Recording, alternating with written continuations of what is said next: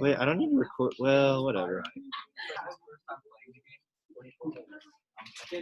Okay, guys, let's get started. Keaton and Parker. Like I said, the average Sarah is gonna get moved away from Bailey like rapidly. Probably watch out for Sarah. She tends to kind of suck people into a disruptive kind of vortex. So let's all be aware of that. Okay, I'm joking. All right, the average is really high. Y'all know your declensions really well, which is great because like technically next week we're supposed to be on chapter 20, which is when we get the fourth declension. So we're getting back to where we kind of were, and that's good. Homework is due tomorrow, regardless of what happens. If you have to learning, turn it in online, and it's okay. So I'll come around to essay with copies of it, but it is on Teams. So if you don't know how Teams works, talk to Hayden or Carly, or somebody like that who knows how it works, and they're gonna be posted on there. But yeah, I'll come to this essay, which I'm in, to give you all physical copies of it, and you'll just do, I don't know if it's 1 through 5, but it might be something weird, but it's like 5 left DNAs, due tomorrow. And then I want to have a translation, because that sounds a little crazy with how jacked up this week is. This is not happening. We might talk about some of that like tomorrow maybe, but just this day is coming down to Wednesday now, is basically what happened. This was from like, not this quiz that I just handed back, but the one before that one. Books of this type will be given by the teacher to the boys, but fewer read. What did I want to mention about this? Oh, a lot of you guys are still forgetting about ablative of agent. So when I asked like case of magistro and function, y'all all said ablative, but for function I'd get object of prep, which at this point it's like I'd probably give you half credit for that because it is technically an object of the preposition ah.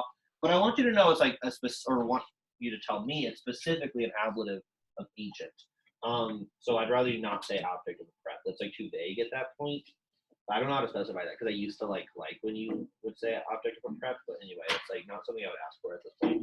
This is future passive, whereas this is imperfect passive. A lot of people seem to think they are both the same tense, but the BU, like Montcake makes it future, like they will be given, and this is like were read because it's imperfect passive. We're still messing with the passive. This is what I'm showing to my 1.5 kids right now. But just a reminder that this perfect tense is very new for someone like Avery or some of the 1.5 converts. But you can translate them just like imperfect tense, as in just verbed. Though it is good to know that have and has are relevant helping verbs to use here. Because sometimes, like with questions, you actually have to have or have. And then, of course, pluperfect is it's important to bust out the had, whether it's active or passive. I'm not going to go through these, but again, this is for my 1.5 kids right now, that I'm going through each ending of the perfect active. But I think y'all are pretty good at perfect active. But I hope you are. Because like if we're doing perfect passive, you've got to be comfortable with perfect active. Those are all the perfect actives, perfect, pluperfect, and futures. And then, of course, we have some weird perfect stems to watch for. I might go over that at more. But yeah, for like you 1.5 converts, a lot of these, like, it'll take you a lot to get used to them. Okay. Oh, okay. That's close. What that be? Videa Videri, that's not bad. Weedy, that's not that bad at all. But Sumesi, Fui, that's weird. Fui, like Fuit would be was or has been. Some of them are not bad. Maneo, Maneri, Monsi, like you would probably, if you knew it was a verb, you'd maybe think of Remaneo or Maneo to remain. But sometimes the whole vowel is changed from Ago, Agra, Eggy, Disco, Distra, Didici. Oh, that's weird. It's really weird. Gara, Gessie, that's not too bad. What's one that's like really crazy? The Fakio Fakra Fakey, a lot of third and fourth, it's just like a vowel shifts. Wenio and Fugio, they are no different. They just get macrons over the vowel. So that's more thinking about. Yeah, sometimes like something like a T is turning into an S, or like a G is turning into an X. That happens with the third conjugation. It seems like a lot. Double T is turning into S's. So hopefully they're pretty recognizable. I think the weirdest ones are kata kata refu kitty, to fall or even to die, and then like where the whole thing like gets a whole extra vowel. Disco distra didici. That one's weird. And then dodari daddy. That one's like really weird. And what's that? Kuro is to run. Kukuri is like I have ran. I ran. And then, of course, to actually talk about chapter 18 and 19, we're beyond the active verbs. We're on passive now. So we have all 6 tenses of passive voice. as a voice, right? Let's do a little warm up. Like I said, we're gonna talk about architecture all day. I promise it'll be more interesting than this. But let's just warm up really quickly. Sadie or maybe Chloe, if Voco needs to call, what would vocateur? Like he or she what? Not actively calls, but this is present passive. So just keep it present, huh? You said are called? No, are calling is still just present active because they're calling something, huh? Is being called. Yes, he or she is called or is being called. You can bust out being for passives, but you don't have to sometimes. I think it's just more to remember something. But it is called. Does that make sense, Alyssa and Sadie? That's just present passive. It has to be happening to the subject, the whole thing. It's not it is calling actively a direct object. It is being called. It itself is called, or he or she or whatever. So that's third thing, the present passive. All right, the TUR. The T, I guess, is supposed to make us think third person, but the R makes us think of passive and the ending. Let's do a few more. Loud door. That's weird to me. This is first person. I don't know why I give it away, but I think we all know what loudo means. Maybe like Callie or Carly. What would this be? I what? Not I praise, but I what? Present tense. Keep it present. That'd be like loud. What would that be? Loud. Loud out board. Like you get the B in there. Loud out board. Yeah. Cammy. I am praised. So you got to use am, is, or are plus the verb. That's what you're doing when it's present passive. Okay. Any questions so far? Is anyone like, you know what, I still don't get this? Okay. Because again, 1.5 kids, 2.5 kids, like it took them a while to like get it. So this is a weird second person plural, so it's y'all, but it's not y'all see, it's y'all. And then what tense is it? It's not even just we day many, it's we day bimini. Parker? Yeah, future passive. The BI should make you think future. So it'd be like what, y'all will seem? Yes, y'all will seem. Okay, it could be y'all will be seen if you're taking it very like literally, but videor is seen is often better. Seem and seen, they're kind of the same word, isn't that weird? Couple more. Duque Barris. That BA tells us it's what tense. Anyone? Braden, what tense? Or maybe Dan? Pass. Yeah, this is imperfect past tense. It is passive though. What person? Cora or Elena? What person is this? Past tense. Is it first, second, or third person? Yeah, it's second. So it's like you, not are, because that's present, not will be, because that's future, but you, Bailey? Yeah. You, Lucy? Were led. Good. You were led. And then I showed y'all how this one's like weird. So this is the only ending I really don't like is the future second person. It gets an E. And that's a weird E. Okay. It'd be BA, which we'd expect for imperfect, but for future it's BE. And so there are all three tenses in past. Anyway, okay. Now I'm actually telling the truth when I say just three more. Let's actually do some perfect passes because those are all present and perfect future passes. So this is teriti sumus. Remember all three of the perfect passive tenses, perfect blue and future perfect. They're easy to spot on some level because they're in these two chunks, okay? So like the worst thing that'll happen is you look at a sentence with in it and you think the verb is just sumus, we are, but actually you need to catch that it's like right next to a fourth principal part of a verb, which are almost always more recognizable than the third principal parts of verbs. So what verb is this from? Anyone? Tereo, which means to scare, terrify. And then what would this translate to someone, maybe like Adrian or Luke? What would teriti sumus? We what? Not we actively terrify, but make it perfect tense and passive. We. No, we had terrified, which would be pluperfect active. Remember, you gotta, don't just put your head back down, guys. We got Keen, Adrian, Luke, and Cora all just like sleeping in here. It's not chill, guys. Braden? And not had actually, but just we have been terrified. So I was just gonna ask, without the been, for perfect passive, you need been. It's a dude's name, okay? It's two E's, but you need that been. There's no, unless you use were. And so you could also say we were terrified. It's a way of not using been, I should say. And so it's the same technically as if it were just imperfect passive.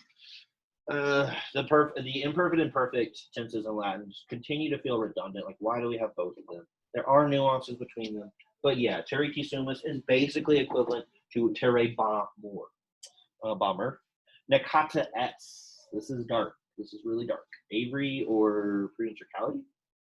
What person is this?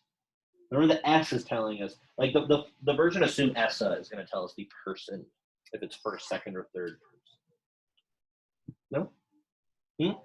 Second, yeah. So it's you, not, and what is Nakata? Anyone out loud? To kill. So to kill. It's not you actively killed, it's you have been killed. And I will say, I kind of like have been verbed a little more than were like, we might as well make it different than the Emperor. Did I not do it? Oh, I guess I didn't. But it would be like Nekaba. Well, no, Nekabaris would be the imperfect equivalent of this. So yeah, why not use have and been? I mean, it is like one extra word than just were, but whatever. So Nakata Eris versus Nakata Era. So that was just present passive. You were killed, not present. Sorry, perfect passive. Well, these are future perfect and pluperfect passive. So can anybody do both of these real quick? It wouldn't be you have been killed, but you will have been killed. And the bottom one is you had been killed. And if you have an imperfect version of Sum Essa, look for the ERA, and that means it is a pluperfect passive. Yay!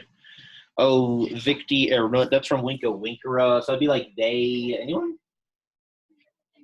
Yeah, they have been conquered. Good. I don't know if it's Lucy or something. They have been conquered or were conquered. Similar to Winkade Batur. Bontour, should put an N in there, actually. Allie? So basically, like, U is for, so U's are, like, you see U's when you're saying imperfect endings, and then I is for future. I don't, no, so A, the letter A is actually what you're going to see. Oh, so don't, Erunt is just weird. Don't, Erunt is really weird. Think of the bundt cake for the U. Usually you're seeing ERI for future perfect, or future tense, if it's just Sum Essa we're talking about. See ERA for pluperfect or imperfect. I don't know if that was a satisfying explanation for your question, but, yeah. The perfect active endings don't really come up here. That are very I-based. We'll talk about it more because at this point it's getting to be a good bit. But participles are coming up, so we got to get really confident for participles. All right, we're gonna talk about architecture a little bit. Quick history refresher. This is kind of a setup for a reception Monday next Monday. I've been liking talking about, that was good grammar, modern culture recently on the first day of a week. I didn't want to make a video of this yesterday for teams, so I just assigned homework and left that at that. But apparently that's kind of what a lot of teachers were doing. I mean, they told us not to assign too much. But next Monday we'll talk about more modern or recent architecture that is inspired by classical architecture. But today we're going to talk about old architecture to set that up. Cami? In terms of what? Yes. Okay, quick history refresher. The universe is 14 billion years old. The planet is only 4 billion years old only. But that means that the universe was happening for 10 billion years before this planet was even formed. It's kind of interesting. Homo sapiens are 200,000 years old, though our ancestors go back for millions of years. And then the first number, the first number I can start to wrap my mind around is that human civilizations are about 6,000 years old. These numbers are so big, I can't begin to wrap my mind around them, but I can sort of conceptualize something like less than 10,000 years. If we go back 2,000 years, that is the beginning of the current era. Sarah, stop reading. Guys, I swear to God, stop reading in my class. You never swear to God. That's really weird. Okay, that was darkly religious, apparently. Okay, 6,000 years old. 2,000 years ago is the beginning of the current era and the end of the BCE, the before current era, beginning of AD, right? You go back 2,000 years before that, and you're towards the end of the Bronze Age. And then the Bronze Age has been going for less than 1,000 years at that point. I don't think I said that well, but I did just get distracted. So Bronze Age begins 3000 BCE. So if it ends in 1200, 300 years ago, it started 3,000 years before that. And that is just after human civilizations start to get going. What do I mean by human civilizations, guys? What does that entail for a civilization? Alyssa? I guess, so, humans were first, having more of Yeah, I mean, there was that weird time where like Cro-Magnon and Neanderthalis people were like vying for resources against human Homo sapiens. But also just like in terms of like a little bit of technology, basic agriculture. They stopped hunter gathering because of agriculture. They're able to settle down. We start to get like the beginnings of modern kind of domiciles and like settlements and places where people are living in like a set area. And then eventually that leads to like monarchies and some of the bad baggage that comes with early civilization, like kings and queens on some occasions, and land ownership and serfdom and class. All of those like bad things actually come about at the same time that these really good, exciting technologies are coming about.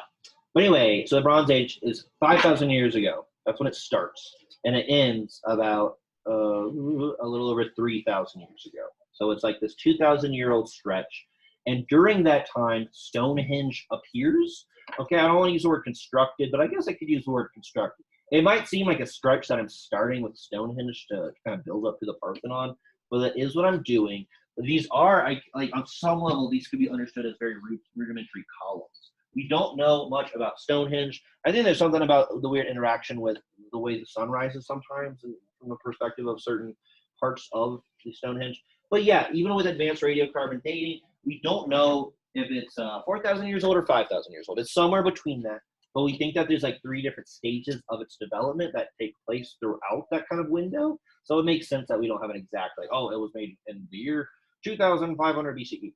But it's kind of made in the middle of the Bronze Age. We know for sure it was like some kind of burial site. Even before the stones were there, there are like bone fragments in the soil around this area.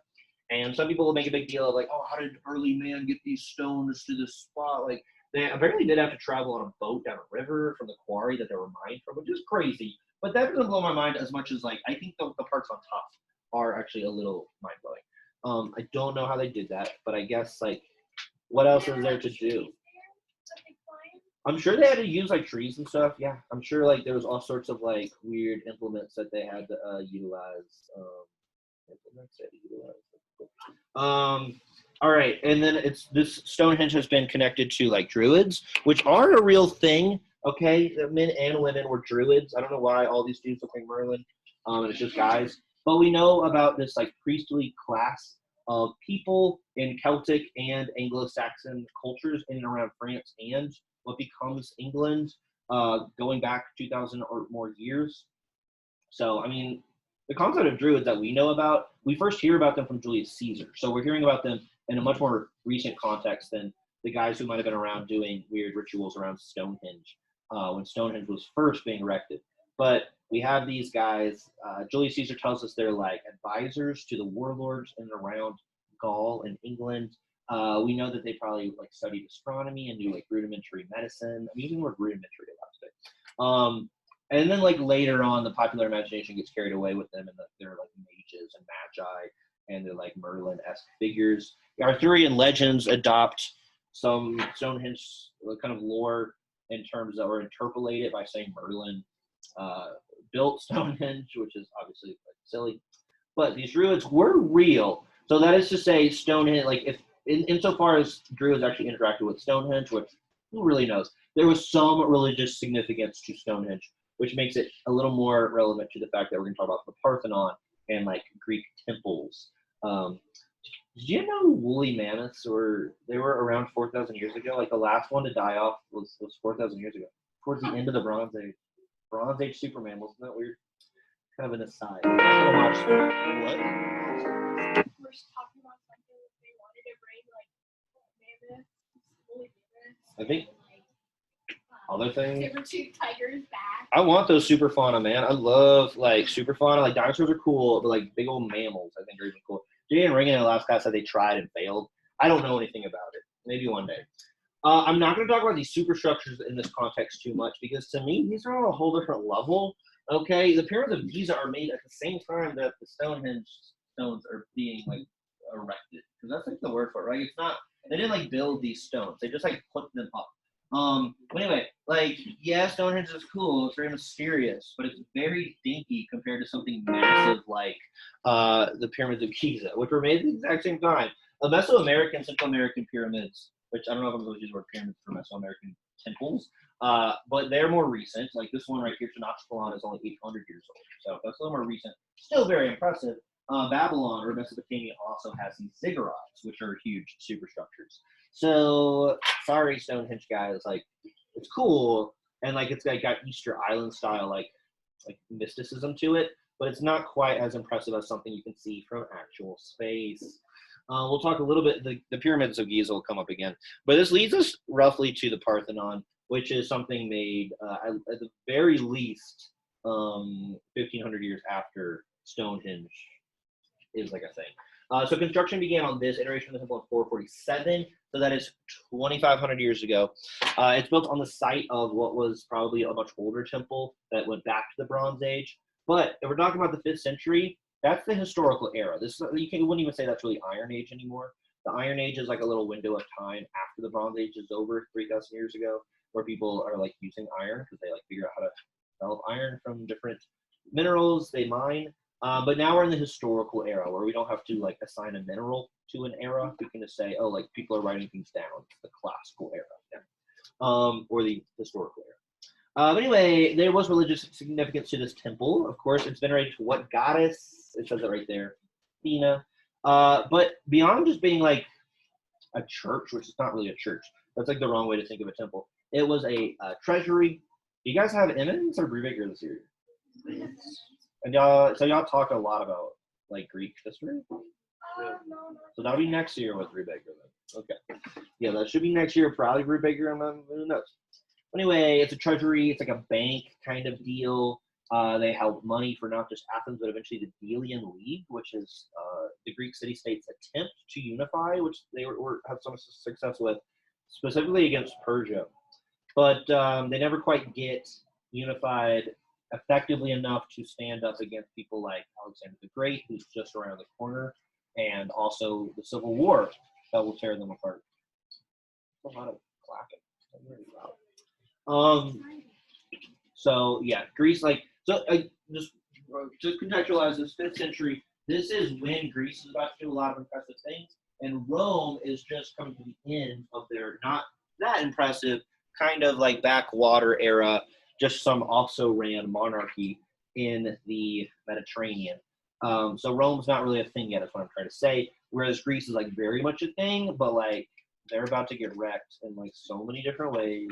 Alexander the Great, Peloponnesian War, and then Roman colonialism. Like Rome is about to get to the point where they just start like taking all of the Mediterranean. But anyway, the Parthenon is like developed for centuries before that, and it turns into a church for Mary, as in like Mary from the New Testament, by the end of the 6th century. So it's only really a thing for 1,000 years. I'm surprised it takes that long because Christianity is all over the Mediterranean by like the 3rd century AD or CE, current era, whatever term you want to use. But so 200 or 300 years into that process, we take this pagan church and make it a Christian, or a temple and make it a church, right? The word temple is coded as pagan, whereas, or also like Jewish. You know, you still got a Jewish temple. It's weird. But anyways, this becomes a church, and then much later. Sorry to interrupt Mr. Catalanello, but we would like to show some appreciation to Mr. Catalanello. Everybody raise the roof. Ready? We're gonna say woo woo, Mr. Catalanello. Ready? Woo woo, Mr. Catalanello. Okay. Treat. Sweet. Cool. We appreciate all your hard work all year long.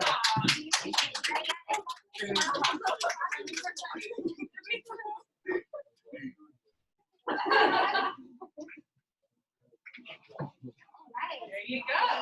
Thank you for your hard work. What'd you get? Okay, that's fun. I like that. I like that. What do you call that drink? That's a LaCroix. It's stingy. Um, It's stingy. I like that. It was also embarrassing, but I liked it. Okay. All right. So yeah, that's cool. That's cool. I'm sure they're not going up and down to every classroom. It was just me. They're like, you gotta have a whole.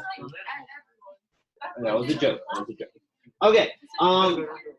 it's turned to a mosque, so it changes hands in terms of like the religion it's oriented towards twice at least, I guess. It starts as a Greek pagan temple. Again, pagana is pagan. It just comes from the Latin word for like country. Because people in like the urban areas converted to Christianity really rapidly, whereas almost only people out in the countryside who are still worshiping Jupiter and Mars and Pan. So anyway, it's a word that comes to refer to Greek and Roman religion prior to Christianity. But yeah, like 600 years ago, the Ottoman Empire turned it into a mosque, so it became a Muslim center of worship. Is that the right word for it? Which is weird. The Ottoman Empire people are also the people who actually like conquer the very last vestige of the Roman Empire when they're in Constantinople. And this is like 1460, just to place that in context, that's like a century or so after the bubonic plague has rocked Eurasia, like wiping out like a third of the population. And yeah, the Ottomans are on the move around this time apparently, and they last up until like 150 years ago. The Ottoman Empire is not a thing anymore, but they were. I think they last up until World War One. I need to look into that. But anyway, it got blown up by Ottoman explosives during an Ottoman and Venetian conflict in the 18th century. And then it is ransacked by a British man. This is an illustration of the entire Acropolis, including the Theater of Dionysus. Okay, oh, that's what people are clapping on. Okay, they sound like a little more enthusiastic than y'all. I'm going to keep that in mind. Yeah. Y'all are one of the smallest classes. Well, think about if they get to wherever McCullough's essay is, the 4 kids. So there's like 4 kids are having. Anyway, okay, that's the Acropolis. That's the Assassin's Creed Acropolis. I can't get into that game for some reason, even though it's like beautiful and like very well realized. I've heard of the game, but I don't know if it's like, what is it like? Is it like Mortal Kombat? No, it's a big open world game where like it's set in like 5th century-ish Greece. And some aspects of it are not historical, but a lot of it's like very accurate. No, it's almost like Skyrim-y for jocks or something. But Skyrim is Skyrim for jocks. So I don't know how to describe Ubisoft. But it's like a normie kind of open world sandbox set in Greece. And the new one's like it's like Nordic and it's like Vikings and stuff. Not appealing to me, honestly, Ubisoft. I want to talk briefly about the orders of columns that we have, just very briefly because it gets a little boring. But this is the Doric order, and so the whole temple is built in the Doric order. Those terms, Doric, Ionic, and Corinthian, I'll show you those 3 different ones in a second. They correspond to more than just the column, though. Like that's what everyone focuses on. It also has to do with what the entire entablature or pediment, what we could call this top part, looks like as well. Okay, if people ask you in a trivia or Jeopardy context how many classical orders there are in architecturally, you probably want to say 3. They probably mean Ionic, the one with the scrolls, Corinthian, the later Roman-y one with like the blossoming plant-looking stuff, details, and then the Doric, which is what the Parthenon is built on. But apparently there is a Tuscan, which is like a simplified Doric that's kind of smoothed down, and then a composite, which is like Corinthians with an Ionic scroll stuck on top. That's a little trashy, honestly. It's a little much. But so apparently there's 5. I'm just hearing about these other 2, so it's kind of cool.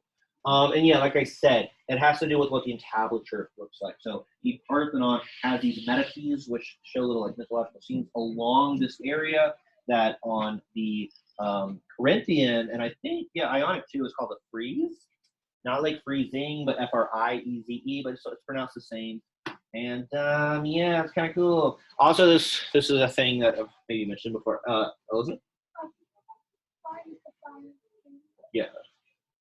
Oh, yeah. Sorry. And then apparently they're like, it affects the length too. That's cool, I guess. Like Doric is like not as tall as Ionic. I think Ionic's whole thing is it's like a little more, it's thought of as almost more feminine, it's a little more slender. Not that women are always like taller than dudes, but it's like a little taller than Doric for what that's worth. That kind of accentuates the fact it's a little more slender. And then Corinthian is just the tallest because it's the more, I can't use the word modern, but it's the most recent development of classical order. And there's this crazy concept, guys, called entasis. I think I'm pronouncing that decently, which is, okay, this is super wild to me, that apparently if you actually do get all your columns to be perfectly straight, which I don't know how they would have done that, like, did they have the balance things that we have nowadays with the little floaty like bubble thing going around? But apparently if you do that, it'll end up looking like it's not straight. So yeah, and so not only is structural integrity better when you tilt every column slightly as you move away from the center, also optically, in terms of some optical illusion, it'll look more straight to us. So that's like really weird. I don't get how the Greeks knew that. I was telling other kids like maybe they knew about the structural aspect of it, but they just got lucky with the optical aspect. I don't know how you know either of these without trial and error. And maybe there was enough temples being constructed around this period of history for Greek city-states that like they knew about this or something, but it's just crazy. So they purposely, I don't know if y'all follow it, but they purposely like made the columns like this so that they functionally look like this to us. Because if you do the opposite, it's the opposite. Y'all follow that, or is anybody like, I don't follow?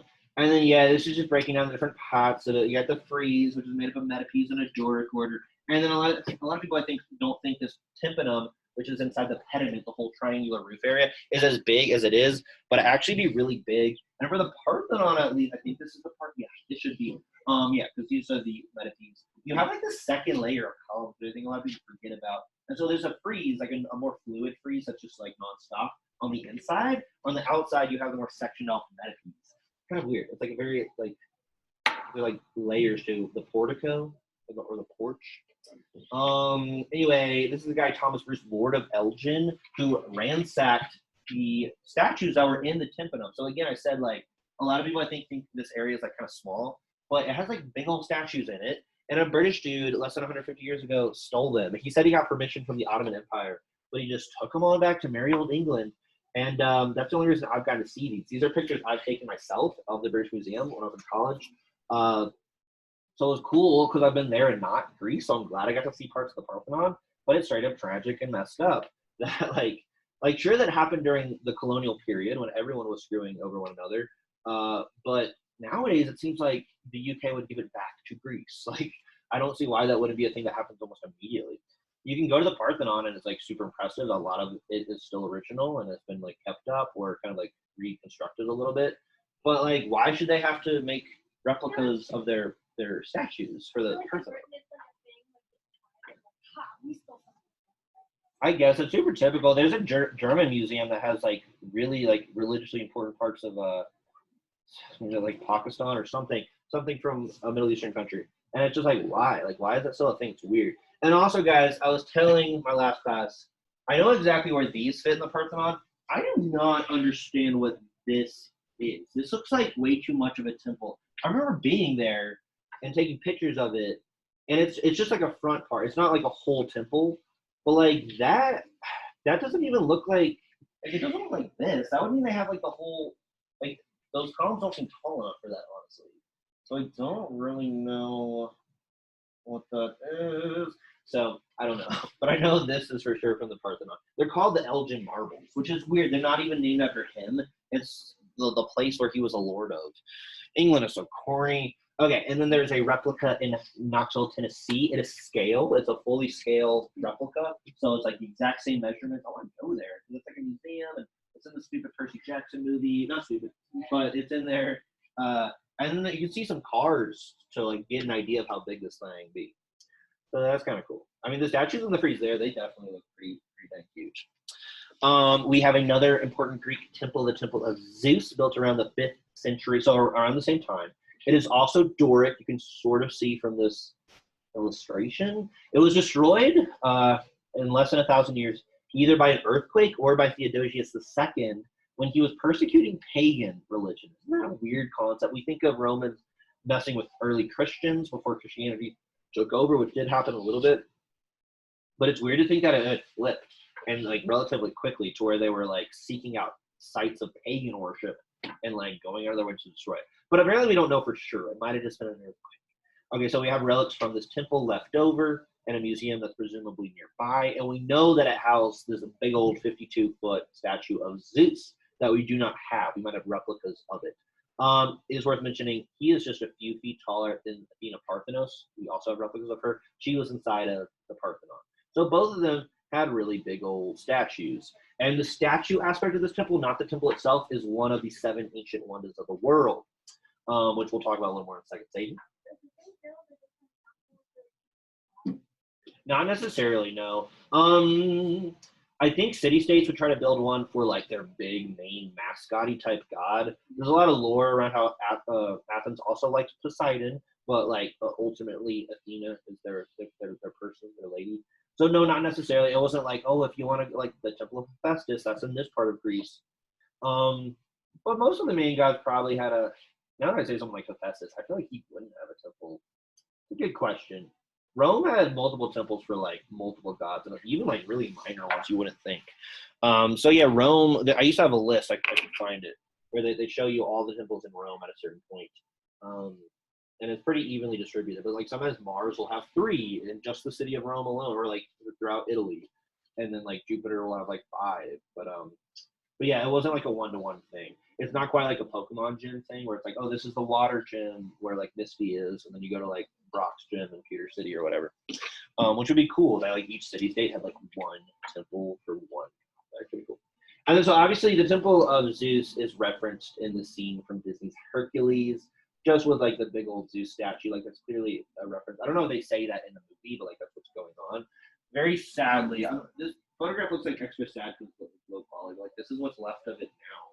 And Disney like put it on a Acropolis. Like you can tell they wanted it to be on an Acropolis, like Parthenon actually is, but it's not really. It doesn't seem like it is, at least from that picture. And there it is in Assassin's Creed, looking kind of sicker than the Parthenon did, honestly. And yeah, the colors you're seeing, it's worth mentioning, those are accurate. Not everything was monochromatic marble color, like the natural color of marble. There was a lot of paint, a lot of what scholars would probably say is kind of like gaudy or like almost like. Is it like purple? Purple's important for the Romans. I don't know what it meant for the Greeks. But yeah, I mean, purple, I think the dye to get purple was like hard to get, so that just made it more like lavish to have purple coloring. But yeah. There's a lot of religions. It is the best color, Chloe. I watched the video.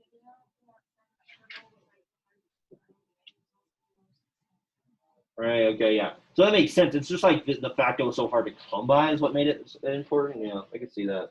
I had that thing, like, Pompeii or Vesuvius has some like cinnabar that you get a red color from. So I don't know if they were mixing purple, but it seems like they weren't mixing purple, and it's like they're beyond like using grapes or something to get a purple color. That I don't think that would like work for a dye. Sorry. I got vaccinated this weekend, guys, so I'm good. By the way, let's see. So this was Temple of Artemis is like the third Greek temple we'll talk about. We'll kind of move on. But this was actually in Asia Minor, aka Anatolia, aka modern day Turkey. So this is like Greece right here, and this is Turkey, just across the Aegean. But it kind of counts as Greece for big stretches of time. Like basically, it's the same as Greece. So this is in Turkey, technically, and it was also a very impressive temple. Can anybody tell, as small as this is, what order it is out loud? Doric, Ionic, Corinthian. Huh? Yeah, it's Ionic. Yeah. I guess you can make out the scrolls. I know that picture's really small. Sorry. Oh, there's a big one. And it has more of a fluid frieze rather than the metapiece. And its template actually doesn't look that great. This is a replica in Istanbul, which is the capital of Turkey. Oh my gosh. It's not a. And this is one of 7 churches of Asia referenced in the New Testament. The Gospel of John may have been written here. I think we sometimes overlook the fact that like a lot of the locales in Western Turkey and then Greece are super important to like come up and are name dropped a lot in the New Testament. There's like a lot of it's being written by and around these areas and people who are living in these areas. There's a theater near the temple. I love this infographic. Both of these are pretty good, but this one's really good. Of the 7 ancient wonders, because the statue of Zeus and the Temple of Zeus, and then the entire Temple of Artemis, for some reason they get, it almost seems arbitrary, they're 2 of the 7 wonders. The Parthenon is not for whatever reason. I'm not totally sure why this is so much more impressive than the Parthenon, but who knows. Just to orient you guys, this is like a timeline part of it. And so we're like right here. This shows you that the Pyramid of Giza is the oldest one, and it's the only one that's still around, which is kind of like mind-blowing.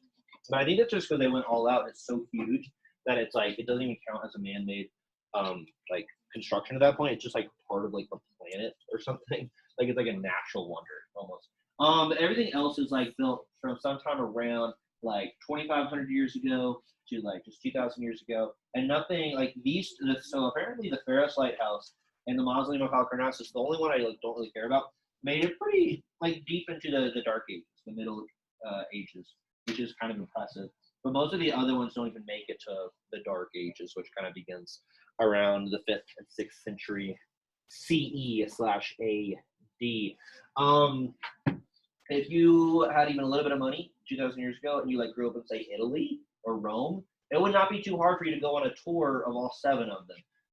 The Hanging Gardens of Babylon would be the only ones maybe that you'd have trouble getting to, but otherwise you could see at least 6 of them via like a few weeks of boat travel. So we have the Temple of Zeus, Sarah, and Bailey in Greece. And then if you go to Egypt, you can see the Pharos Lighthouse. And then just a little inland from that are the Pyramids of Giza. And then there's actually 3 in Turkey, which is kind of crazy. The Temple of Artemis we just talked about, the mausoleum that I don't care about personally. And Rhodes is just to the south of Turkey. And he's one of my favorite. What, Sarah? Oh, okay, so for in math, when we're doing X and Y. Why are you asking a line teacher about math? Thank you, Alyssa. What? X and Y. Which one is horizontal and which one is vertical? Is horizontal. So why would you ask me a line teacher about math? I am low-key, I will say, doing math homework while I'm like talking about architecture, I'm a little more okay with that. Because like I just don't think you hear things when you're reading. I every once in a while I'll read a book over TV, but like it's because I'm in a crazy mood and I'm like indulging ADD. I wish I could see the Colossus of Rhodes. He is a little over 100 feet, which is nothing. Sadie and Sarah, we did it. We already said it. This is X, okay? Even I know that. I never passed math once, and I know that. The Colossus of Rhodes is 100 feet. Sadie, turn around. What are y'all still talking about?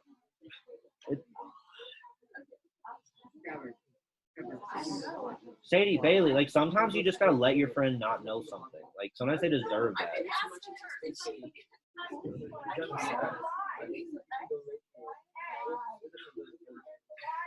And then the one going down and like, well, there's 2 that are negative, right? I remember that 2 are negative and the 2. Oh my God. Oh, you know? Oh, okay. These are the positive ones, right? Yeah, so the 7th time. Oh my God. Okay. Okay, guys. So modern day skyscrapers are like 1,000 feet at least. So 100 feet is not a huge deal, but I mean that sure is impressive for back then, right? I wish I could see this thing. I think it looks really cool. This thing is like the tallest. I don't know. Do they say how tall? Oh, dang, 481 feet. So that's like half of sort of impressive skyscraper. Which one? No. So the 7 wonders of the world are very Eurasia centric. And that like they didn't know about the Americas, right? They're not going to know about the Americas until the white man figures out how to get from Europe over to America, like at the beginning of the Renaissance, when they discover the Americas. But Americas are just like in their own little pocket of the world, whereas Eurasia is all interconnected as early as the Bronze Age, which is like Chichen Itza, Tenochtitlan, those would definitely I think constitute. And I think edge out. So like this one's cool. I like the Hanging Gardens. So we don't know where they were at all. Maybe they knew like 2,000 years ago, but we don't at this point know exactly where they were. They're kind of close to Babylon. This is cool. Maybe it counts. I like the idea it had this like reflecting glass. Apparently, I think that's like not real. But the idea there's a giant magnifying glass that you could use to like burn the masts of ships. That makes it kind of cool. Otherwise, it is sort of just a tower. And does it say how tall it was? I think it's like not that. It's maybe the second highest structure at the time. So Giza was like around 500. This was probably more than Colossus of Rhodes, I guess. So maybe like 2 or 3.